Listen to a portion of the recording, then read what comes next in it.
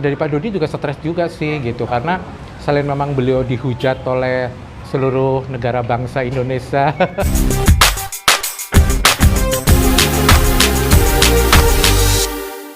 Mas Ageng, sedikit dong tanggapan ini rame Dedi dihujat perihal makam sendiri.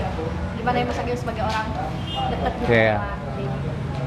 Kalau Dodi dihujat bukan dari dulu. Lagi. Iya ya, semoga Pak Dodi pertama tabah, kuat, istiqomah dengan segala hujatan-hujatan, dan semoga permasalahannya segera teratasi dan selesai indah pada waktunya. Saya mau komentarin tentang Pak Dodi mau memindahkan makam. Saya dibilang orang terdekat ya terdekat, dibilang tidak ya sebetulnya saya di posisi netral sih sebenarnya. Tapi saya merasa empati terhadap Pak Dodi. Saya suka kemarin sempat menanyakan, sempat menanyakan kepada Pak Dodi, dan bahkan saya sempat ngomong sama Pak Dodi, Pak, kenapa sih makam dipindahkan? Kalau bisa janganlah, saya kan bilang begitu juga. Tapi menurut Pak Dodi, karena beliau ini sudah dapat amanah dari Vanessa Angel almarhumah. Nah, terus sebelum kok Vanessa tuh udah kayak ada firasat ya. Sebelum meninggal itu beliau ini selalu kayak seolah-olah bahwa dirinya tuh umurnya nggak panjang. Kayak gitu, ini menurut Pak Dodi ya. Sehingga kok sampai tercetus bahwasannya nanti kalau saya meninggal, saya sudah tidak ada, tolong dimakamkan bareng sama mamahnya. Ini menurut Pak Dodi Sudrajat alias Dedi gitu. Jadi hal itu bukan Pak Dodi sendiri yang memutuskan, tapi sudah dimusyawarahkan dengan seluruh keluarga, kayak gitu, dengan seluruh keluarga. Menurutnya seperti itu. Jadi bukan Pak Dodi Sudrajat sendiri yang memutuskan bahwa pemakaman itu harus dipindah, tapi sudah dimusyawarahkan dengan bersama sekeluarga, sebaik-baiknya, sebijak mungkin, kayak gitu. Nah, menurut Pak Dodi saya tidak memutuskan sendiri karena ini saya amanah menurutnya. Bahkan kemarin sempat beliau bilang kan katanya juga tidak sesuai dengan ritual agama Islam, kayak gitu syariatnya, karena beliau Vanessa Angel almarhumah kan dimakamkan secara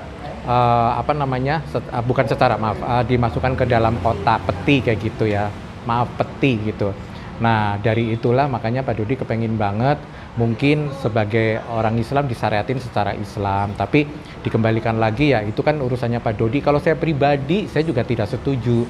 Saya pribadi saya juga sudah menegur Pak Dodi kalau nggak usah dipindahkan, itu pertama. Keduanya juga beliau bilang katanya itu juga di tanah wakaf. Nah, terus takutnya nanti suatu saat tanah tersebut digusur atau bla bla bla dan lain-lain gitu. Terus takutnya ada banjir dan lain-lain. Kalau di karet bivak itu kan sudah teruji katanya. Maksudnya lebih ada yang mengelola, terus tidak banjir, terus bersih, terus ditengokin juga gampang, mudah, tidak terlalu jauh. Jadi banyak hal alasan-alasan di mana Pak Dodi akan memindahkan makam, kayak gitu sih sebenarnya. Jadi dari Pak Dodi juga stres juga sih gitu, karena selain memang beliau dihujat oleh seluruh negara bangsa Indonesia, gitu kan. Ya gini loh, kalau saya pribadi sih kasaran katanya, kalau menurut teman-teman semuanya netizen khususnya, kalau Pak Dodi jahat, kan kita dia ikut-ikutan jahat. Kalau kita mendekati orang jahat, kan kita dengan cara yang tidak perlu dengan kejahatan. Misalkan seperti itu.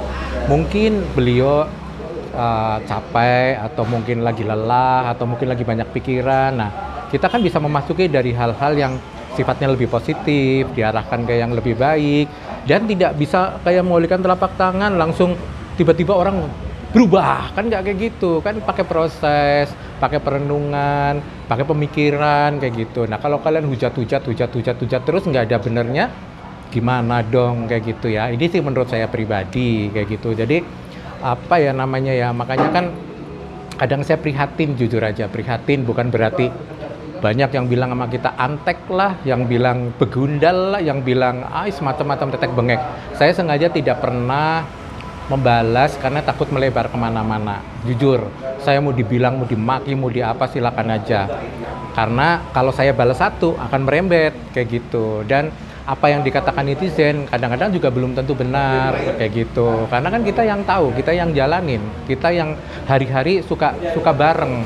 Jadi kadang-kadang netizen termakan omongan-omongan media juga yang mungkin dipelintir, yang mungkin dikembangkan, yang mungkin diolah sedemikian rupa sehingga seolah bahwa itu kesalahannya Pak Dodi misalkan kayak gitu ya.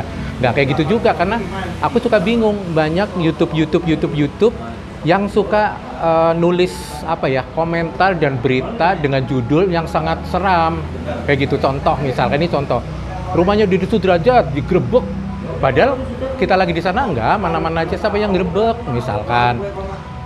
Deddy Sudrajat dikepung oleh massa misalkan, massa yang mana, nggak ada yang ngepung-ngepung tuh misalkan kayak gitu ya. Jadi jangan terpengaruh dengan berita-berita di mana yang belum tentu kebenarannya, nanti akhirnya jadi gibah ya, jadi menyakiti orang lain. Jadi ya saya hanya menyarankan kepada teman-teman netizen yang saya cintai seluruh Indonesia, berpikirlah secara sehat. Jemarimu gunakanlah dengan sebaik-baiknya gitu kan, pakai hati nurani gitu kan, pakai rasa, jangan asal jeplak, jangan asal nulis, jangan asal menghujat, jangan asal memaki gitu kan.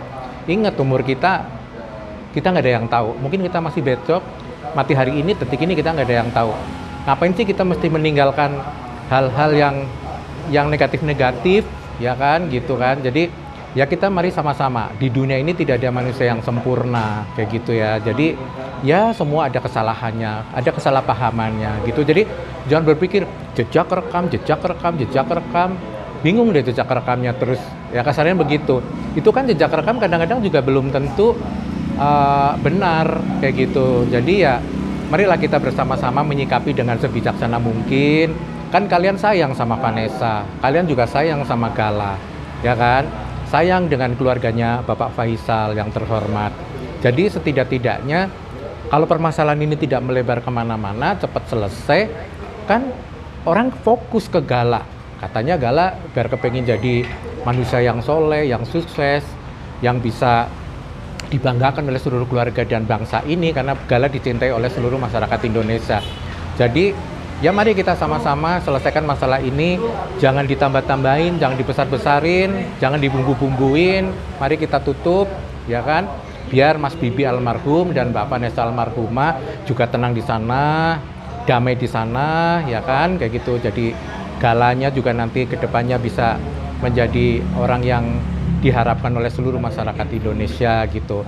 Pak Faisal mungkin yang sekarang lagi mengasuh Gala juga biar fokus kan seperti itu. Jadi ini sebetulnya yang suka bikin heboh itu ya teman-teman juga kayak gitu, yang akhirnya melebar kemana-mana gitu. Itu sih masukan dari saya. Kalau saya ada kesalahan, salah ucap, salah tindak, salah tingkah laku, mungkin salah ucapan, saya mohon maaf sebesar-besarnya. Tapi mari kita bersama agar permasalahan Vanessa Angel, Mas Bibi, Pak Dodi, Pak Faisal agar selesai segera, khususnya maaf, Pak Faisal dan Pak Dodi segera damai. Mbak Vanessa Angel almarhumah dan Mas Bibi almarhum juga damai di sana. Gala biar menjadi manusia yang hebat.